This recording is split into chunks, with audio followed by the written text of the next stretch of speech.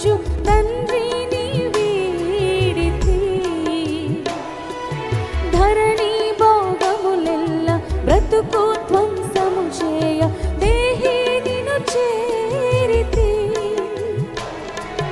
దేహి అని నీ వైపు చేతులెత్తిన నాకు దారిని చూపుము. దేహి అని నీ వైపు చేతులెత్తిన నాకు మార్గము చూపుము.